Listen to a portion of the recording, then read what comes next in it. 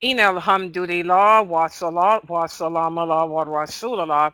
We're going to go ahead and get started on the class for today, and we're continuing with the topic of how to benefit from the mistakes of the companions and the companions of the Prophet sallallahu alaihi wasallam. And we stopped off with Muawiyah and Ali. Both of them were eminent companions of the Prophet sallallahu alaihi wasallam. Not only were they companions of the Prophet, but they were also related to him by blood as well. They were all from the Quraysh tribe. Okay. We talked about how Ali had arrived in Syria in the place of known as Siffin, the desert of Siffin.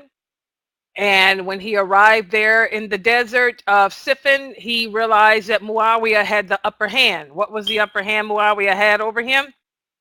Muawiyah and his army had control of the water wells. And how can you fight a battle in the desert without water? And when Ali saw that, he tried to, first of all, I want everyone to understand, and it was not the intention of Ali nor Muawiyah to fight. Neither one of these companions wanted to fight. They both wanted to resolve their differences peacefully. And what was their difference? It was weird because they both wanted the same thing. They both wanted a vengeance for the murder of Uthman. But how they went about it was where they're different. Muawiyah wanted Ali to avenge the turnover who were responsible for playing a role in the rebellion against Uthman. And Ali wanted him to, first of all, acknowledge him as the leader over the Muslims, and then join with him, unite with him, bring order to the people, and then they can bring to justice those men who need to be brought to justice. Because Ali knew that mostly all the men in his army played a role. The rebels had the upper hand over Ali. Ali was forced into that leadership position. His back was against the wall. There was nothing he could do. He needed the help of Muawiyah. He needed for the original companions to all unite together and together take down the rebels. You know, so this is where they differed. Muawiyah allowed his anger to take the better of him. Muawiyah was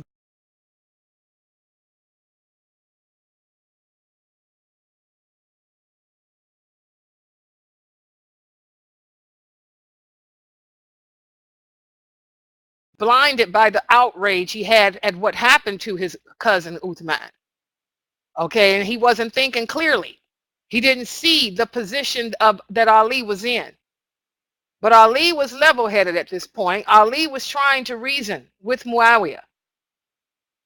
And this is where we stopped off at. Okay, Muawiyah, you cannot withhold the water. Let my men at least have water. Muawiyah met with his council. The Amir ibn al-As, who was on his council, said, Ali's right. You know, we need to go ahead and let these guys have the water. But the other people on his council said, no, look what they did to Uthman. They didn't allow Uthman to drink water before they killed him. He hadn't even broke his fast. Okay, so there we went back and forth and went back and forth, and Muawiyah decided to delay his decision. He wanted more time. So this is where we stopped off at. Okay, Ali, when his messenger came back and told him that Muawiyah hadn't decided, Ali knew that his men needed water, so that's when Ali made his advance on Muawiyah. Fighting broke out. Many people were killed on both sides. Ali gained control over the water, but being the righteous man that he was, Ali said, I'm not going to deprive your men from drinking. If your men need water, come on up here at different times of the day, at certain times of the day, and they can have water. And that's where we stopped off at. So what happened then? Again, it still was not the intention. It was never the intention of Muawiyah or Ali to fight each other. They didn't want to fight another Muslim man. Muawiyah had an army over 90,000 men strong as well. In fact, these were the largest armies ever in the history of Islam. And here they were not fighting against non-Muslims, but they were fighting against each other. And neither one of these men, Muawiyah nor Ali, wanted the end result to be war. They wanted to resolve this peacefully. In fact, Ali told his men that none of them should shoot the first shot. And Muawiyah also told his men, do not take the first move against them, because neither one of them wanted that sin on their hands. So they remained gathered, facing each other in the desert for a while. Skirmishes did break out, small skirmishes every now and then. But as a whole, the army stood there facing each other, not at war nor at peace. In fact, months, weeks went by. And then months went by. They were here in the desert for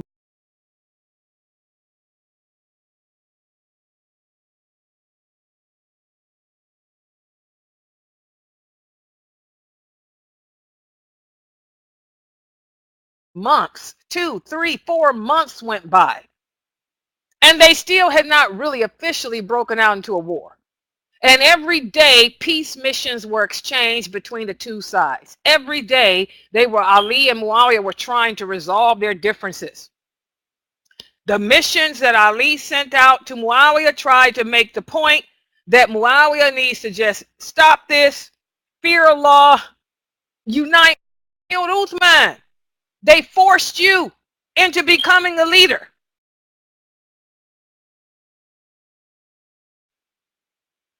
It looks like you played a role in the death of Uthman. The fact that, look at your army.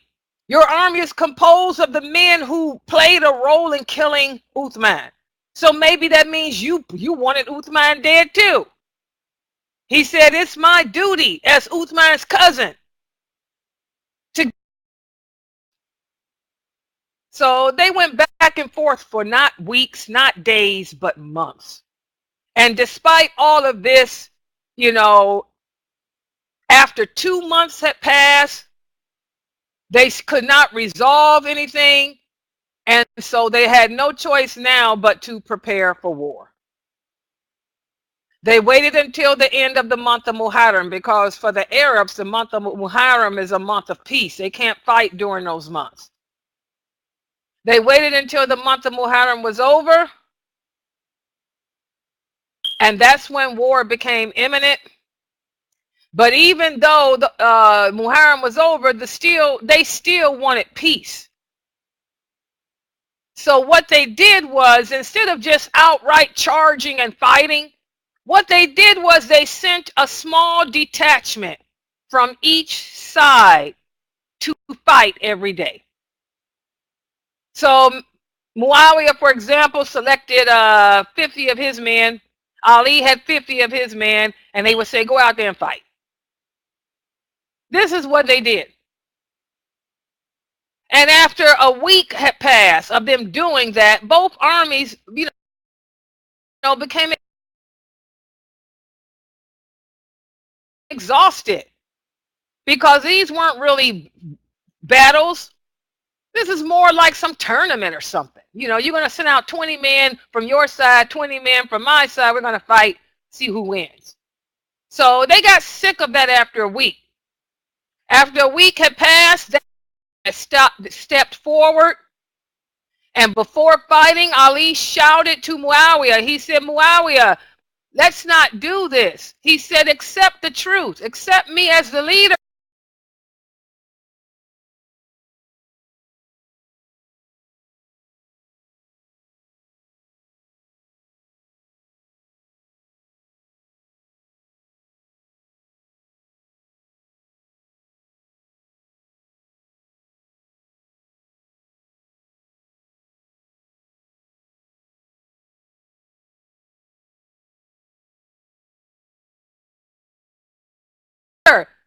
And let's stop this. Muawiyah's men shouted back, no, we're not going to stop. We seek vengeance for the murder of Uthman. Turn over the murderers if you are truly wanting peace. Muawiyah to come out and fight him, Because again, Ali did not want to have all this bloodshed on him. Muslims. So he said, Muawiyah, I challenge you to come on out and fight me. Muawiyah refused. So then Malik Ashtar, who was the commander over Ali's army, he came forward and he challenged Amir ibn al-As, who was the commander of Muawiyah's army. And Amir ibn al-As refused the challenge. And when both of these men refused, that's when the two armies, drawn out in battle array, fought for the whole day. They all charged out and began to fight, but neither side gained the upper hand. Okay? The next day, the combat was removed with great vigor.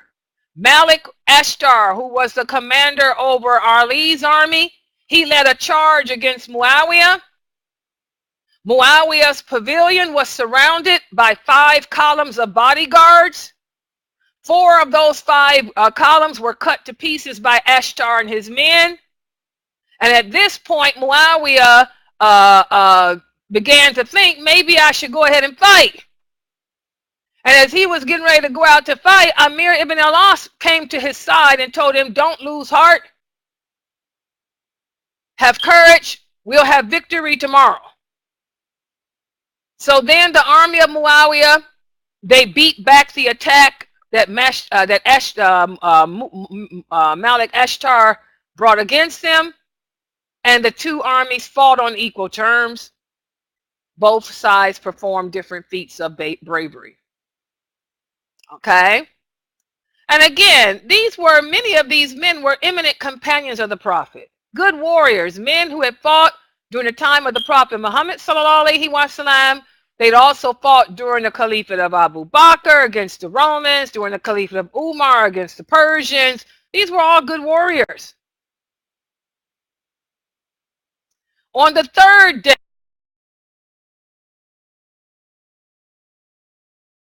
day, the battle began again. This time Muawiyah pressed forward, but Malik Ashtar drove them back. Because again, he was a great warrior.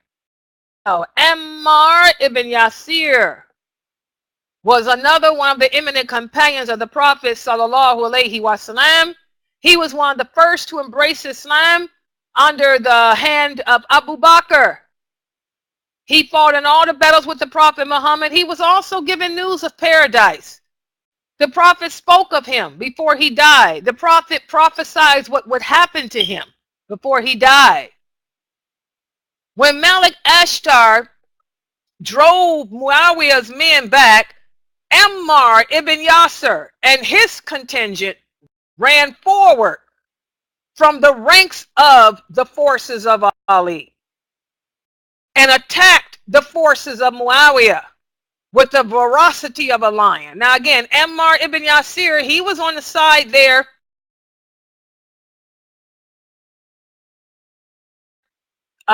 with Ali. Ammaar rode forward and pressed forward with the ferocity of a lion. And by the way, Ammaar ibn Yasir was 90 years old at this time. He was an old man. He was 90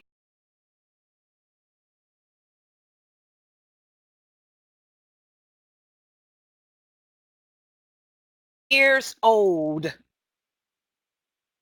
He penetrated deep into the ranks of his enemy. And he was determined to seek martyrdom. So he kept driving forward, striking men left and right. And then he fell. And again, he was one of the distinguished companions. Oh, Ammaar, one day you will meet your death by a group of godless and rebellious people.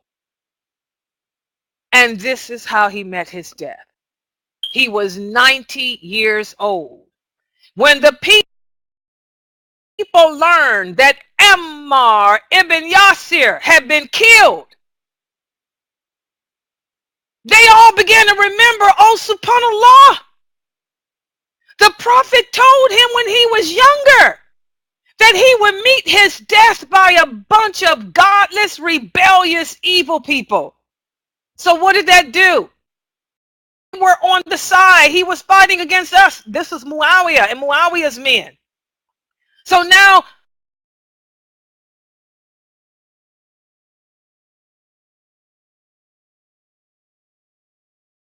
they began to question, maybe we're on the wrong side. We're supporting Muawiyah. The prophet said godless, rebellious people. So maybe we are in the wrong. Maybe we shouldn't be here. So the morality of the men of Muawiyah's army dropped. Muawiyah's did too, when they realized Ammar ibn Yasir had been killed. Because here was the prophecy of the prophet. He said, you will meet. So what did Muawiyah do? His men were falling apart, questioning what they were doing. Muawiyah tried to keep the morality up of his people. He said, wait a minute. He didn't meet the death because of us. This is Ali's fault. He said, why would Ali bring him to fight? He's an eminent companion. He was 90 years old. Why would Ali bring this 90-year-old man to fight? He said, so the evil, rebellious person is Ali, not us. We didn't kill him. Ali did. Ali should have never sent him on the battlefield. So Muawiyah tried to turn it around and say, no, we're not the rebellious people. Ali is the rebellious people. Why would Ali bring this 90-year-old veteran on the battlefield? And when Ali heard of the death of Ammar, he took it as a personal loss.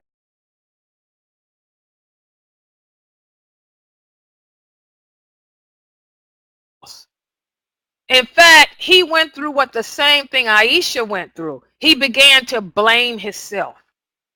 He began to say, oh my God, this is Ammar. The prophet did say that he would meet his death at the hand of rebellious people. Oh my God, why did I bring him out here? Why did I let him come? So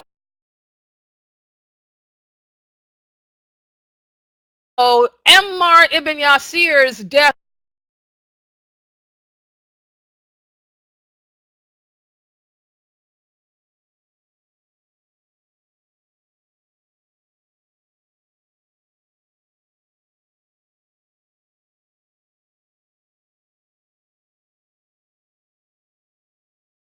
lost their morality. In fact, his army began to worsen. Muawiyah's army, their supply of arrows were exhausted. So they didn't have any arrows to use. So they began throwing rocks at Ali's army. They then took to their javelins, using their javelins. Finally, they had no choice but to just fight using their swords. So this battle went on throughout the whole day and the night. And again, it was Ali had the upper hand because Muawiyah's men, after the death, seeing that they had killed Ammar ibn Yasir, their morality had dropped. When the battle was going on at nighttime, Ali became a hero. He stood as hard as a rock and he beat back Muawiyah's men.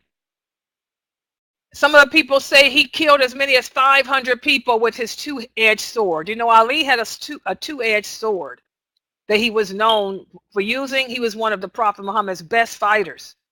And even though Ali had gotten old now, he still was a good fighter. His army had the upper hand, and the final collapse of Muawiyah's army was in sight.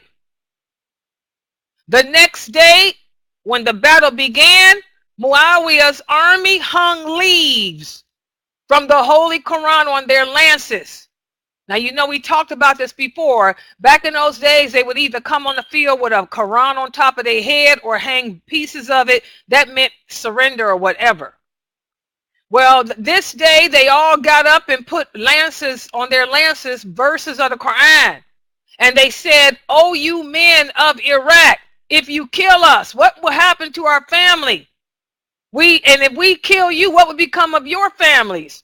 Let's stop this. Let's leave it in the hands of Allah. Let Allah decide between us. This is what Muawiyah's men did that next morning. But Ali was very intelligent. As soon as Ali's army heard what Muawiyah's men were saying, what did they do? They threw down their arms, or their weaponry rather. They threw down their weaponry and they said, okay, we'll let the book of Allah decide for us.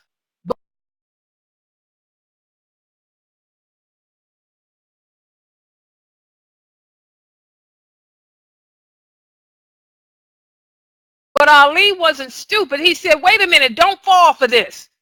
He knew that this was a trick that Muawiyah was using to cloak his defeat. So Ali told his men, he said, don't fall for that. Don't fall into that trap. Continue to fight.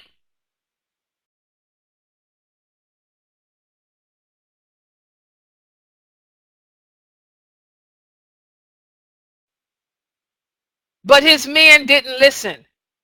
They argued that since they were, but he knew that neither Muawiyah nor Muawiyah's people had any knowledge or understanding of the Quran. They were just playing a game. They were exploiting the book of Allah for their betterment. He said, don't listen to them. Don't fall for this trap. If y'all fall for this trap, we're going to lose everything.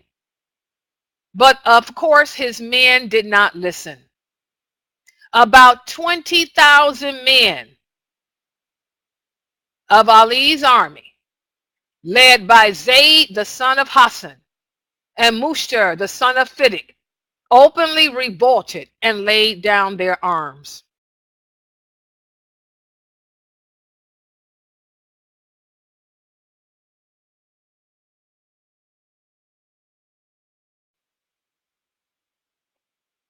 And when they did that, the rebels from Muawiyah's army, they approached Ali and they said, no, not the rebels from Muawiyah's army. It was his own men. When Ali's men, when 20,000 of his men laid down their arms, they approached Ali.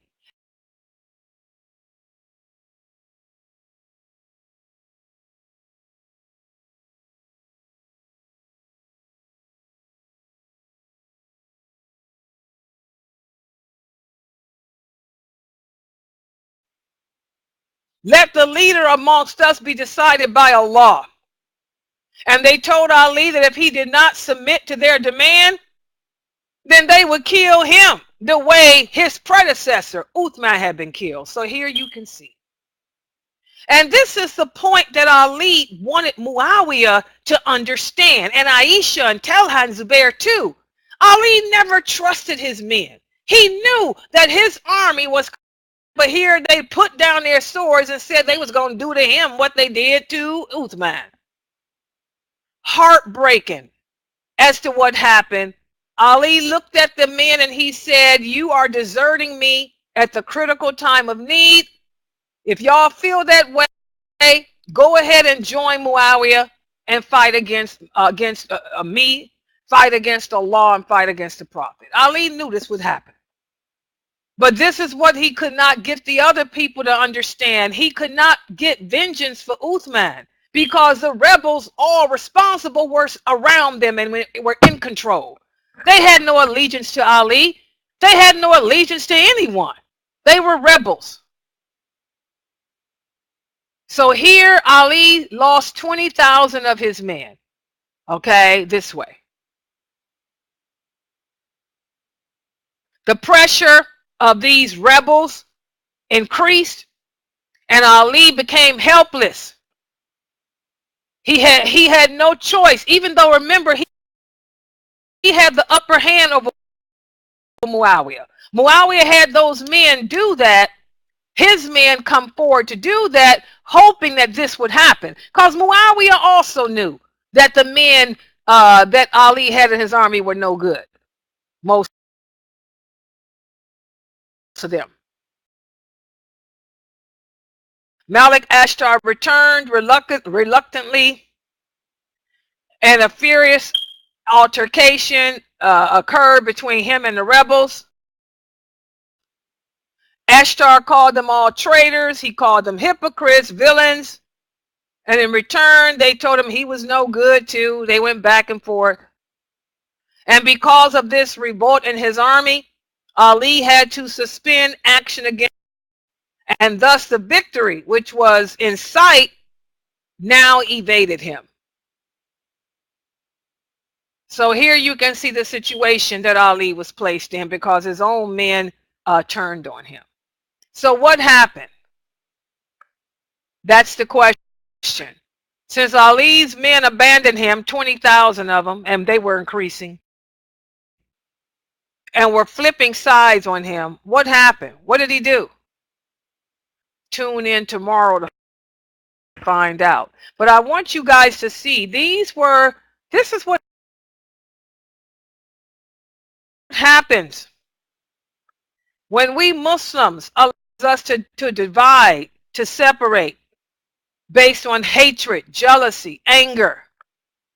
We become so overwhelmed with our emotions that we can't see the big picture. We can't see what's in front of us. Okay? Ali needed Muawiyah's help. He knew that these men were no good. He knew that these men would turn on him. But he could not get he could not get Muawiyah and the others to understand that and to see that. He lost Talha. He lost Zubair, two of the most eminent companions, killed in this bloody battle for nothing. And here they done lost Ammaar ibn Yasir. And they lost him with the prophecy of the prophet. And let me share with you guys. Let me see if I can do this. Open up my screen here. I hope y'all can listen to this. We have from the Bukhari collection of hadiths, narrated by Ikrimah. He said, Ibn Abbas told me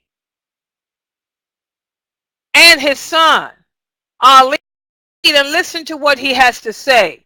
So we went to Abu Sa'id and found him in a garden.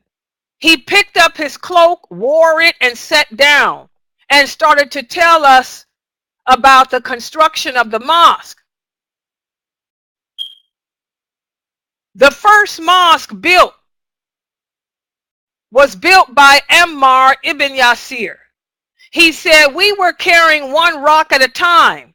Ammaar was carrying 2 rocks at a time.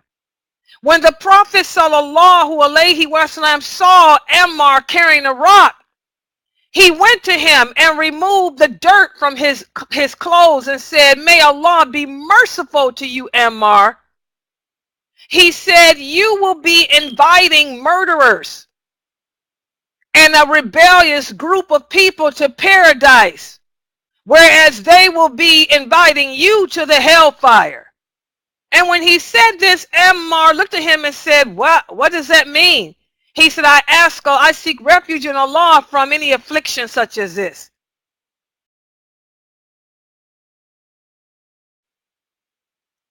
Okay, so that was the prediction the Prophet has said. He said, you will be trying to call people to paradise, and they will be trying to call you to hell.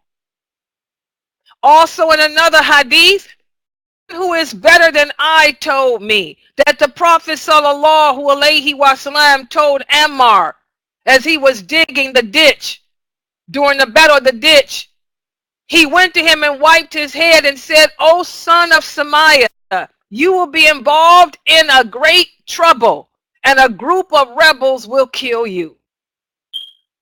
Also in another hadith, narrated by Salama, the Prophet ﷺ said, O Ammaar, you will meet your death at the hands of evil, rebellious, murderous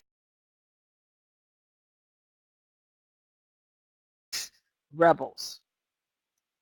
So that's what happened. Okay, when this beautiful companion met his death, the other companions all stopped. Oh my God, they remembered this. Look at this. The Prophet was talking about us, talking about now. I'm not a murderer. I'm avenging the murder of Uthman. That's why Muawiyah tried to turn it around and say, oh, it's Ali. Who's he talking about? No, it was Ali. He shouldn't have brought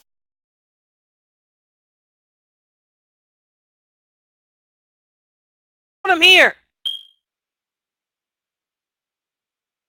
But it was neither. It wasn't Ali or Muawiyah. Both Muawiyah and Ali fell victim to shaitan. They fell victim to the hypocrites amongst them. They fell victim to the hypocrites, to the true evil people, because they let their emotions get the better of them, like so many of us do today. Differences with each other to get the better of us, which leads to our downfall and the downfall of many good people around us, because they get caught up in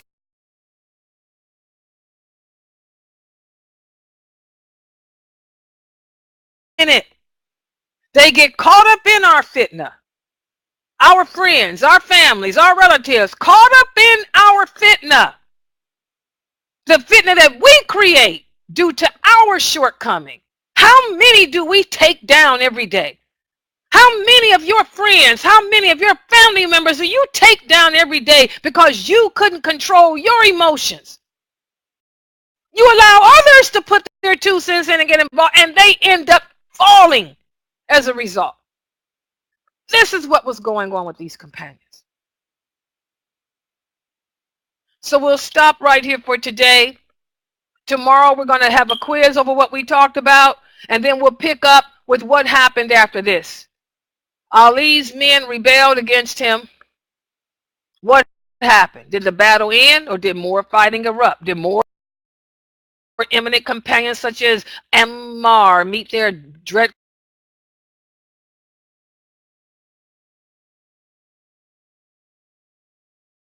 death? Did more prophecies of the Prophet Muhammad sallallahu alaihi wasallam come true? Tune in tomorrow. So we'll stop right here. If you guys have any questions or comments, inshallah.